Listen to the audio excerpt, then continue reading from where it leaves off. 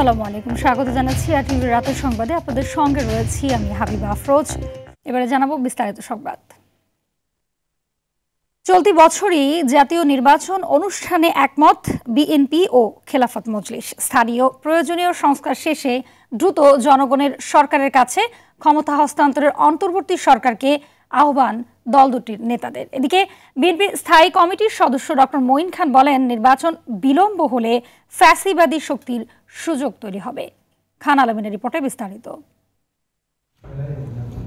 2014 সালে 10ম জাতীয় সংসদ নির্বাচন শেষে জোট ছাড়ার পর বিএনপির সঙ্গে খেলাফত মজলিসের প্রথম বৈঠক এটি। গুলশানে বিএনপি চেয়ারপারসনের কার্যালয়ে দুদলের বৈঠকে আলোচনা হয় সমসাময়িক সব ইস্যু। বৈঠকে বিএনপি মহাসচিব মির্জা ফখরুল ইসলাম আলমগীর ও স্থায়ী কমিটির সদস্য নজরুল ইসলাম খান অংশ নেন। বৈঠক শেষে খেলাফত মজলিসের মহাসচিব বলেন, 2025 সালেই নির্বাচন চায় উভয় দল। এজন্য সংস্কার ও নির্বাচন ইস্যুতে সংলাপ করতে হবে। দ্রুত সময়ের মধ্যে প্রয়োজনীয় সংস্কার সম্পন্ন করে 2025-এর মধ্যে জাতীয় নির্বাচন ব্যবস্থা করা, দ্রব্যমূল্য নিয়ন্ত্রণ, আইনশৃঙ্খলা পরিস্থিতির উন্নয়নের উদ্যোগ নিতে হবে।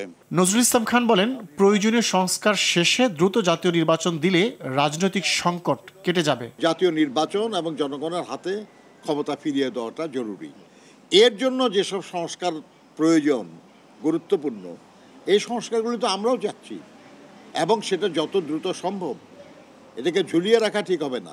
যুক্তরাজ্য ফেরত কয়েকজন বিএনপি নেতাকর্মীকে নিয়ে দলের প্রতিষ্ঠাতা শহীদ রাষ্ট্রপতি জিয়াউর রহমানের সমাধিতে শ্রদ্ধা জানিয়ে স্থায়ী কমিটির সদস্য ডক্টর মঈন খান বলেন, নির্বাচন দিতে বিলম্ব করলে ফ্যাসিবাদী শক্তি সুযোগ দেবে। এই বাংলাদেশে আওয়ামী লীগ সরকার বিগত 15 বছর যাবৎ বাংলাদেশের মানুষের সঙ্গে তারা বেইমানি করেছে। আর জাতীয় প্রেস ক্লাবে যুক্তরাষ্ট্রের বিএনপি নেতাদের আয়োজিত আলোচনায় আরেক স্থায়ী কমিটির সদস্য আমির খসরু মাহমুদ চৌধুরী বলেন, আপোষ না করে বছরের পর বছর জেল খেটে আওয়ামী লীগকে ক্ষমতাচ্যুত করতে অবদান রেখেছেন বেগম খালেদা জিয়া। এই আন্দোলনকে ড্রাইভ করছে দেশনেত্রী বেগম খালেদা জিয়া। উনি একটা ফ্যাসিস্ট স্বৈরাচারকে ডিফাই করে আপোষ না করে নিজের জীবনের বিনিময়ে বছরের পর বছর জেল খেটে বাংলাদেশের মানুষকে উজ্জীবিত করেছে, দেশের ভিতরে এবং দেশের বাইরে। অন্তর্বর্তী সরকারকে বিএনপি সহযোগিতা করছে জানিয়ে তিনি বলেন, জনগণের মালিকানা ফেরাতে প্রথম কাজ মানুষের ভোটের অধিকার ফিরিয়ে দেয়া। খান আলামিন, RTV, ঢাকা। জাতীয় নির্বাচনের আগে স্থানীয় নির্বাচন নয় বলে জানিয়েছেন নির্বাচন কমিশনার আব্দুর রহমানিল মাসুদ। ভোটার তালিকা হালনাগাদ কর্মসূচি 2025 উপলক্ষে সকালে বরিশালে নির্বাচন কর্মকর্তাদের সঙ্গে মত বিনিময়কালে সাংবাদিকদের তিনি এসব কথা বলেন। এ সময় তিনি আরও বলেন, আগামী জাতীয় নির্বাচন যেন কোনোভাবেই প্রশ্নবিদ্ধ না হয় সেদিকে লক্ষ্য রেখেই নির্বাচন কমিশন কাজ করছে। এছাড়াও জনগণকে সুষ্ঠু ভোট উপহার দিতে কমিশন প্রতিজ্ঞাবদ্ধ বলেও জানান তিনি। পরে নির্ভুল ভোটার তালিকা হালনাগাদ কার্যক্রম শেষ করতে মাঠ পর্যায়ের নেতা কর্মকর্তাদের নানা দিক নির্দেশনা দেন নির্বাচন কমিশনার। এতদিন ভোট সম্পর্কে যে মানুষের মধ্যে যে অনীহা ছিল বা এতটা মনোযোগ ছিল না, গ্রহণযোগ্যতা প্রশ্নবিদ্ধ ছিল, আমরা সেই জায়গা থেকে উত্তরণ ঘটিয়ে একটা সঠিক, সুন্দর, মানুষের কাছে গ্রহণযোগ্য একটা নির্বাচন দেওয়ার জন্য প্রতিশ্রুতিবদ্ধ এবং আমরা এই লক্ষ্যেই এগিয়ে যাচ্ছি। 2018 সালে একাদশ সংসদ নির্বাচনে ক্ষমতার অপব্যবহার করে দিনের ভোট রাতে করার অভিযোগ অনুসন্ধানের সিদ্ধান্ত নিয়েছে দুর্নীতি দমন কমিশন। বিকালে বিষয়টি নিশ্চিত করে দুদক মহাপরিচালক আক্তার হোসেন বলেন, ইতিমধ্যেই তদন্ত কমিটি গঠন করা হয়েছে। একাদশ সংসদ নির্বাচন দিনের ভোট রাতে করার প্রক্রিয়ায় জড়িত নির্বাচন কমিশন, প্রশাসন, পুলিশ ও র্যাব সহ সংশ্লিষ্টদের অনুসন্ধান করবে দুদক। এছাড়াও বাংলাদেশ ব্যাংকের রিজার্ভ চুরির মামলায় তদন্ত করতে চায় দুদক। এ লক্ষ্যে সিআইডিকে চিঠি দেওয়া হয়েছে বলে জানান দুদক। একাদশ জাতীয় সংসদ নির্বাচনে ক্ষমতার অপব্যবহার, অপরাধমূলক অসদাচরণ, জাল জালিয়াতি, দিনের ভোট রাতে করা এবং আর্থিক লেনদেনের মাধ্যমে সংসদ সদস্য নির্বাচনের অভিযোগের বিষয়ে অনুসন্ধানের সিদ্ধান্ত গৃহীত হয়েছে। পাচার হওয়া অর্থ ফেরাতে বিশ্ব নেতাদের সহায়তা চেয়েছেন প্রধান উপদেষ্টা ডক্টর মোহাম্মদ ইউনূস। সুইজারল্যান্ডের দাভোসে অনুষ্ঠিত বিশ্ব অর্থনৈতিক ফোরাম সম্মেলনে বিশ্ব নেতাদের এই আহ্বান জানান তিনি। এছাড়াও উদ্যোক্তামুখী সমাজ নির্মাণে তরুণদের বিকল্প নেই জানিয়ে ডক্টর ইউনূস জানান, তার সরকার রোহিঙ্গার সমস্যার সমাধানে বিশ্ব নেতাদের সহায়তা চান। আরও জানাচ্ছেন বিপুল দেব রায়। Thank you very much. You summed up very. Sheikh হাসিনার 16 বছরের দুর্নীতিগ্রস্ত শাসনকালে কিভাবে দিনের আলোয় সম্পদ লুট হয়েছে তা উদ্ঘাটন ও খতিয়ে দেখতে শীর্ষ বিশেষজ্ঞ, থিঙ্ক ট্যাঙ্ক, সাংবাদিক এবং আন্তর্জাতিক সংস্থাগুলোকে বাংলাদেশে পাঠানোর জন্য বিশ্ব নেতাদের প্রতি আহ্বান জানিয়েছেন অন্তর্বর্তী সরকারের প্রধান উপদেষ্টা ডক্টর মুহাম্মদ ইউনূস। বুধবার সুইজারল্যান্ডের দাভোসে অনুষ্ঠিত বিশ্ব অর্থনৈতিক ফোরামে বিশ্বের বিভিন্ন দেশের নেতাদের সঙ্গে সাক্ষাৎ ও আলোচনার সময় এই আহ্বান জানান তিনি। এ সময় জার্মান মন্ত্রী ওলেফ গ্যাম সমিটকে লুৎপে সিদ্দিকিকে চুরি হওয়া অর্থ উদ্ধারে অন্তর্বর্তীকালীন সরকারের প্রচেষ্টার বিষয়ে অবহিত করেন। প্রধান উপদেষ্টার আমন্ত্রণে একটি নতুন জার্মান ব্যবসায়িক প্রতিনিধি দল এপ্রিলে বাংলাদেশ সফর করবে বলে জানান জার্মান মন্ত্রী। 71 million people in Bangladesh. Swiss federal councillor Ignazio ক্যাসিসের সঙ্গে বৈঠকে জলবায়ু, অর্থায়ন সহ পারস্পরিক স্বার্থ সংশ্লিষ্ট নানা বিষয় তুলে ধরার পাশাপাশি সুন্দরবনে কার্বন সংরক্ষণ উদ্যোগে সুইজারল্যান্ডের সহযোগিতা কামনা করেন ডক্টর ইউনূস। আসিয়ান নেতাদের সাথে বৈঠকে রোহিঙ্গা সংকট এবং অর্থনৈতিক সহযোগিতার বিষয়গুলো তুলে ধরে প্রধান উপদেষ্টা জানান তার সরকার রোহিঙ্গা সমস্যার দ্রুত সমাধান চায়। It makes a lot for Bangladesh. বাংলাদেশে রোহিঙ্গা প্রবেশ অব্যাহত রয়েছে, তাই বাংলাদেশ এই সমস্যার দ্রুত সমাধান চায়। এই সংকট নিরসনে আসিয়ান নেতারা অগ্রণী ভূমিকা রাখবে, এই প্রত্যাশা রাখে বাংলাদেশ।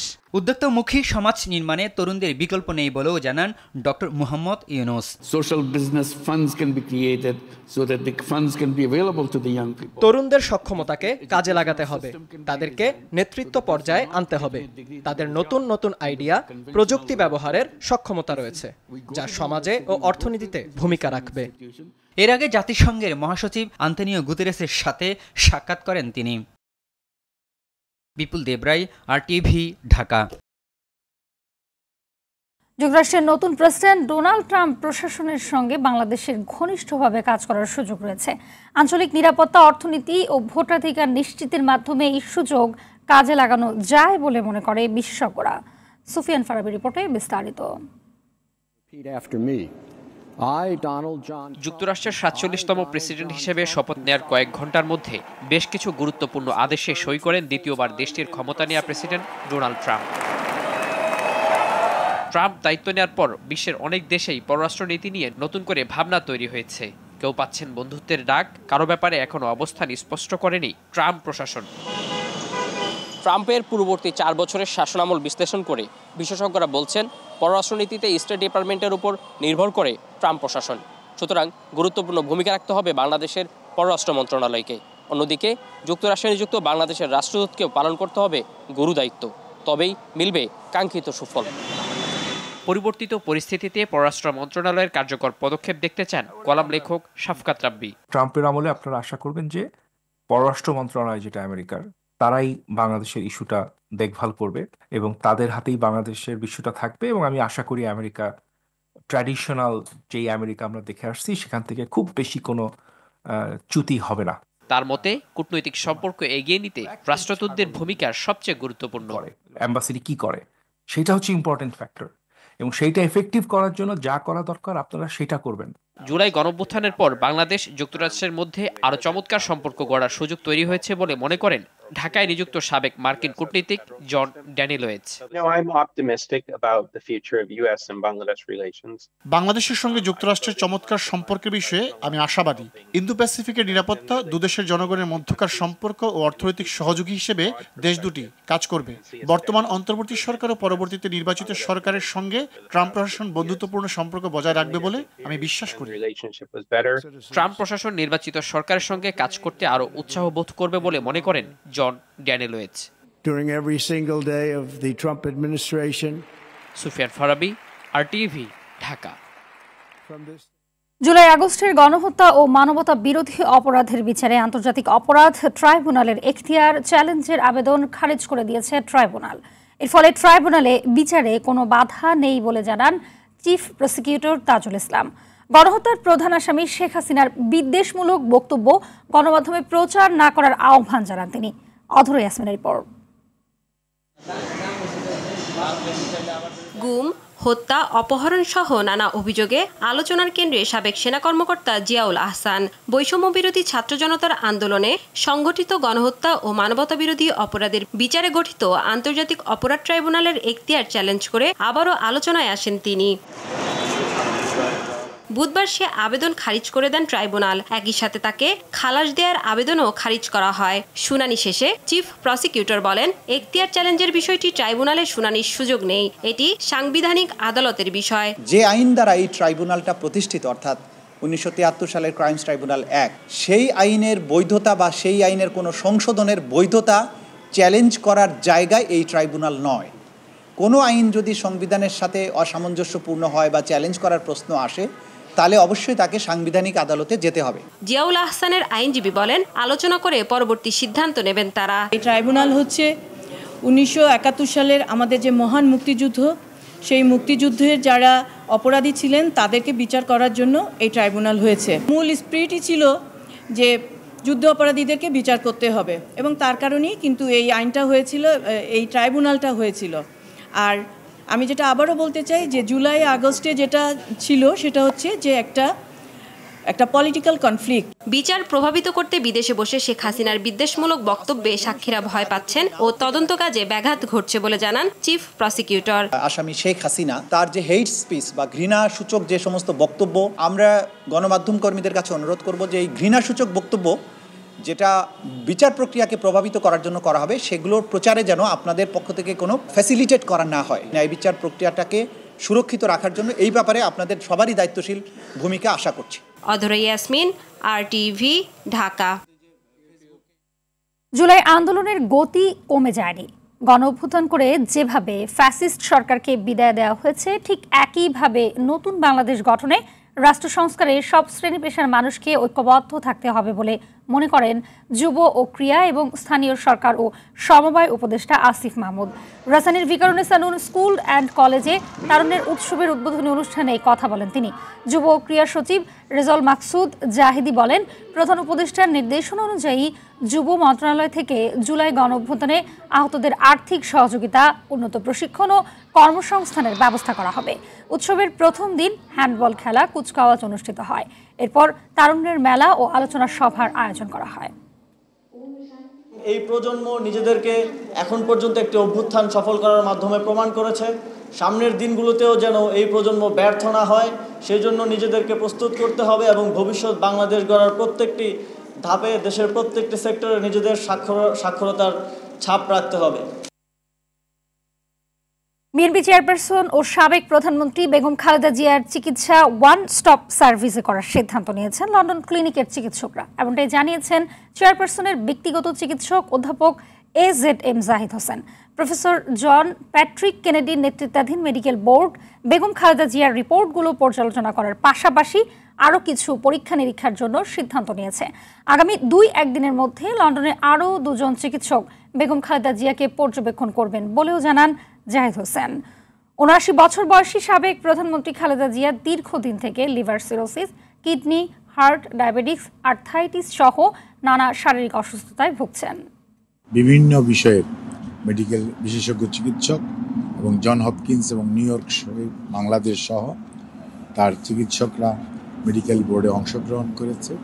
ওনার সর্বশেষ পরীক্ষা নিরীক্ষার যে রিপোর্টগুলো পর্যালোচনা করেছে। এক ছাদের নিচে চিকিৎসা, যেটা বলে ওয়ান আমব্রেলা নিচে ওয়ান স্টপ সার্ভিসের মতো, সেটা করার ব্যাপারে ওনারা উদ্যোগ গ্রহণ করেছেন। অবিলম্বে 10ম গ্রেডে শূন্য পদের নিয়োগ এবং সরকারি বেসরকারি পর্যায়ে নতুন পদ তৈরি ও আলাদা বোর্ড গঠন সহ 4 দফা দাবিতে রাজধানীর শাহবাগ চত্বর অবরোধ করে মেডিকেল অ্যাসিস্ট্যান্ট ট্রেনিং স্কুল ম্যাটসের শিক্ষার্থীরা। দুপুরে তারা সমবেত হয়ে বিক্ষোভ শুরু করে। পরে দাবি মানতে স্বাস্থ্য মন্ত্রণালয়ের আশ্বাসে কর্মসূচি প্রত্যাহার করে। দেশে 16টি সরকারি ও 51টি বেসরকারি অ্যাসিস্ট্যান্ট ট্রেনিং স্কুল আছে। এসব ট্রেনিং স্কুল থেকে 3 বছরের কোর্স সম্পন্ন করে শিক্ষার্থীরা diploma in medical faculty degree পান। পতিত আওয়ামী লীগ সরকারের আমলে কোনো নিয়োগ হয়নি বলে অভিযোগ তাদের। আমরা এবার রাজপথ থেকে উঠব না। তারা আমাদের আশ্বস্ত করেছেন আমাদের অতি অল্প সময়ের ভিতরেই আমাদের তারা দাবি বাস্তবায়ন করবেন। আজকে আমরা এখানে আমাদের কর্মসূচি সমাপ্তি ঘোষণা করছি। মালয়েশিয়া সরকারের বেঁধে দেওয়ার সময়ে ভিসা পেয়েও যেতে না পারা কর্মীরা রাজধানীতে বিক্ষোভ করেছে। প্রথমে কারণবাজার সার্ক ফোয়ারার সামনে, পরে পুলিশি বাধায় প্রবাসী কল্যাণ ভবনের সামনে অবস্থান নেয় তারা। প্রবাসী কল্যাণ সচিব জানান, আটকে পড়া 18,000 কর্মীকে মার্চের মধ্যে মালয়েশিয়া পাঠানোর চেষ্টা চলছে। সাকিবুর রহমানের রিপোর্ট। দীর্ঘদিন বন্ধ থাকার পর মালয়েশিয়ার শ্রমবাজারের দুয়ার খোলে 2022 সালের আগস্টে। 2024-এর 31 মের মধ্যে দেশটিতে 5.5 লাখ কর্মী যাওয়ার কথা ছিল, তবে টিকিট জটিলতায় 18,000 কর্মী যেতে পারেননি। তাহলে কেন আমরা আজকে রাস্তায় দাঁড়িয়ে? এমন বাস্তবতায় আন্দোলনে নামেন ভুক্তভোগীরা। বুধবার সকাল থেকে কাওরান বাজার সার্ক ফোয়ারার সামনে অবস্থান নেন তারা। আমাদের ভাগ্যে কি আছে, আমাদেরকে নিয়ে কেন এত রম তামাশা করা হচ্ছে? প্রায় 4 মাস হয়ে গেছে, কিন্তু এই পর্যন্ত পররাষ্ট্র নীতির মাধ্যমে যে কূটনীতিক আলোচনা দরকার ছিল, এই কূটনীতিক আলোচনাটা ওরা সঠিকভাবে করতে পারে নাই। বাড়ি ভিটা বিক্রি করে সুদের উপর টাকা নিয়ে টাকা দিছি, এখন আমরা বাড়ি ফিরতে পারি না। রাস্তা অবরোধ করায় সৃষ্টি হয় তীব্র যানজট। পুলিশ বাধা দিলে শুরু হয় বাকবিতণ্ডা। এক পর্যায়ে রাস্তা ছেড়ে দিতে বাধ্য হয় আন্দোলনকারীরা। মিছিল নিয়ে প্রবাসী কল্যাণ ভবনের সামনে অবস্থান নেন। প্রবাসী কল্যাণ সচিব জানান, মালয়েশিয়ায় যেতে না পারা কর্মীদের সমস্যা দ্রুত সমাধানের চেষ্টা চলছে। মার্চের দিকে মালয়েশিয়ায় পাঠানোর প্রক্রিয়া শুরু হবে। 18,000 যেতে পারেনি। আমরা প্রথম থেকে 2টা কাজ করছিলাম। একটা হচ্ছে যে যারা যেতে পারেননি তাদেরকে আবার মালয়েশিয়াতে পাঠানোর একটা ব্যবস্থা করা, এটা হচ্ছে 1। 2 নম্বর হচ্ছে যারা যেতে পারেননি তাদেরকে রিক্রুটিং এজেন্সি যারা টাকা নিয়েছেন বা তাদের দায় দেনা থাকলে সেটা পরিশোধ করে দিয়ে। সচিব জানান, রিক্রুটিং এজেন্সিগুলোকে কর্মীদের পাওনা টাকা ফেরত দেওয়ার নির্দেশ দেওয়া হয়েছে। যারা দিবেনই না বা দিচ্ছেন না, পরিশোধ করছেন না, আমরা ডেফিনেটলি ব্যবস্থা নিব। সাকিবুর রহমান, RTV, ঢাকা। বিমানে হামলার খবরে হুলস্থুল কাণ্ড ঘটলেও শেষে ইতালি থেকে ঢাকায় ফেরা বাংলাদেশ বিমানের ফ্লাইটটিতে পাওয়া যায়নি কিছুই। বোমা হামলার হুমকি পেয়ে তল্লাশি চালানো হয় পুরো বিমানে। তবে সিট, করিডোর, টয়লেট, ক্যাফেতে তল্লাশি চালিয়ে কিছুই পায়নি বোম ডিসপোজাল ইউনিট। স্বরাষ্ট্র উপদেষ্টা বললেন, আতঙ্ক ছড়ানোদের খুঁজছে পুলিশ। তরিকুল ইসলাম তারেকের সাথে নিয়ে মাইদুর রহমান রুবেল জানাচ্ছেন এর বিস্তারিত। ফিল্মি কায়দায় সকালে ফোন আসে এয়ারপোর্টের এপিবিএনের ডিউটি অফিসারের অফিসিয়াল হোয়াটসঅ্যাপ নম্বরে। দায়িত্ব ছিলেন এএসপি আব্দুল হান্নান। ওই বার্তায় বলা হয়, বিমানের রোম থেকে ঢাকা অভিমুখী ফ্লাইটে 34 কেজি বিস্ফোরক রয়েছে। শাহজালাল বিমানবন্দরে অবতরণের পরে বিস্ফোরণ ঘটানো হবে। এপিবিএন জানায়, পাকিস্তানি একটি নাম্বার থেকে বেনামি ফোন কলে বিমানবন্দরে আতঙ্ক ছড়িয়ে পড়ে। বাড়ানো হয় নিরাপত্তা তল্লাশি। 250 যাত্রীর নিরাপত্তায় শাহজালাল আন্তর্জাতিক বিমানবন্দরের বিমানটি জরুরি অবতরণ করানো হয়। বোম ডিসপোজাল ইউনিট বিমানে তল্লাশি চালালেও বোমা সদৃশ্য বা সন্দেহজনক কিছুই পাওয়া যায়নি। 2টা ব্যাগ আমরা খুব সতর্কতার সাথে স্ক্রিনিং করেছি, আসলে তেমন কোনো কিছু পাওয়া যায়নি। বাট 2টা ব্যাগে আমরা সন্দেহ করেছিলাম, মানে ইনিশিয়াল স্ক্রিনিং এ একটু সন্দেহ আসছিল, তো আমরা চেক করেছি, আসলে তেমন কিছু পাওয়া যায়নি। শ্বাসরুদ্ধকর 4 ঘন্টার যাত্রা শেষে ভেতরে তখন যাত্রীরা আর বাইরে আতঙ্কিত স্বজনদের অপেক্ষা। সবাই মোটামুটি আতঙ্কিত, তবে আমার মনে হয় এটা ফেক নিউজ। আমরা কোনো বুম টুম শুনি নাই। দেরি হয়েছে আপনাদের? দেরি হইতাছে, চেক করে এমনি। না আমাদের কিছুই বলেন, আমরা সুন্দরভাবে আসছি, বিমান এনে দেখতেছি এগুলো। বিমানবন্দর কর্তৃপক্ষ জানায়, বোমা বা বিস্ফোরক কোনো কিছুই পাওয়া যায়নি। ফোন কলটি ছিল ভুয়া। আতঙ্ক সৃষ্টির জন্যই কেউ এমন ঘটনা ঘটিয়ে থাকতে পারে। এটা তো দেখেন একটা মিথ্যা সংবাদ, কোনো কিছুই তো হয় নাই। ওটা একটা মিথ্যা সংবাদের ভিত্তিতে, এরকম তো মিথ্যা সংবাদ আগে দেখলো মিথ্যা সংবাদ। এই জন্য আপনারা বলছেন আপনারা কারেক্ট সংবাদ দিবেন এবং আমরা সাথে সাথে অ্যাকশন নিব। যারা মিথ্যা সংবাদটা দিয়েছে তাদেরকে শনাক্ত করার চেষ্টা করা হচ্ছে এবং শনাক্ত করলে তাদের আইনের আওতায় আনা হবে। বিমানটি মঙ্গলবার রোম থেকে 250 জন যাত্রী নিয়ে ঢাকার উদ্দেশ্যে ছেড়ে আসে। মাইদুর রহমান রুবেল, RTV, ঢাকা। বিশ্ব রাজনীতির মোড় ঘুরিয়ে দিচ্ছে ট্রাম্প 2.0। আশঙ্কা, ট্রাম্পের শুল্ক প্রেম ঘি ঢালবে বাণিজ্য যুদ্ধে। সেই সাথে অভিবাসী বিতরণ তৈরি করছে আতঙ্ক। ভারত সহ যুক্তরাষ্ট্রের দীর্ঘদিনের মিত্রদের কপালে তাই চিন্তার ভাঁজ। আশার আলো দেখছে চীন, রাশিয়া, আর সংকটের মুখে মেক্সিকো, পানামা। আরো জানাচ্ছেন বিনিয়ামিন। ট্রাম্প যে নীতি নিচ্ছেন তাতে বিশ্ব রাজনীতির চিরাচরিত গতিপথে অভূতপূর্ব পরিবর্তন ঘটতে যাচ্ছে। বিশেষ করে অভিবাসন নীতি আর পণ্য আমদানিতে গণহারে শুল্ক আরোপের সিদ্ধান্ত এই পরিবর্তনে বড় ভূমিকা রাখতে পারে। ট্রাম্পের শপথ গ্রহণের পর থেকে আতঙ্কে আছে বাংলাদেশ সহ বিভিন্ন দেশের নথিপত্রবিহীন অভিবাসীরা। এরই মধ্যে ধরপাকড়ের অভিযান শুরু হয়ে গেছে দেশটিতে। বুধবার নিউ ইয়র্ক থেকে 4 বাংলাদেশিকে গ্রেপ্তার করে কর্তৃপক্ষ। এদিকে প্রত্যেক দেশের পণ্য আমদানিতে 10 থেকে 20% শুল্ক আরোপের ঘোষণা দিয়েছে ট্রাম্প। টার্গেটে আছে ইউরোপীয় ইউনিয়নভুক্ত দেশগুলো। আন্তর্জাতিক সম্পর্ক বিষয়ক ইউরোপীয় কাউন্সিল বলছে ট্রাম্পের প্রত্যাবর্তন যুক্তরাষ্ট্রের দীর্ঘদিনের মিত্র দেশগুলোর জন্য চিন্তার কারণ হয়ে দাঁড়িয়েছে। তুলনামূলক বিচারে আশার আলো দেখছে রাশিয়া ও চীন। 1 ফেব্রুয়ারি থেকে কানাডা ও মেক্সিকোর পণ্যের উপর 25% শুল্ক কার্যকর হচ্ছে। আগে 60% কথা থাকলেও চীনের পণ্যের উপর আরোপ হচ্ছে 10% শুল্ক। দ্য ইকোনমিক টাইমস বলছে ট্রাম্পের নীতি বাণিজ্য যুদ্ধে ঘি ঢালবে, যা ভারতের অর্থনীতি ও রপ্তানি সক্ষমতার ক্ষতি করবে। এরই মধ্যে দেশটিতে অবৈধভাবে বসবাসকারী অন্তত 18,000 অভিবাসীকে ফেরত নিচ্ছে ভারত। পানামা খাল নিয়ন্ত্রণ নেয়ার ঘোষণার পর ট্রাম্পের বিরুদ্ধে নালিশ জানিয়ে জাতিসংঘের মহাসচিব অ্যান্তোনিও গুতারেসকে চিঠি দিয়েছেন পানামার প্রেসিডেন্ট হোসে রাউল মুলিনো। অন্যদিকে জরুরি অবস্থা জারি করা হয়েছে মেক্সিকো সীমান্তে। তাই গণহারে অভিবাসী বিতরণ শুরু হলে সংকটে পড়বে প্রতিবেশী দেশটি।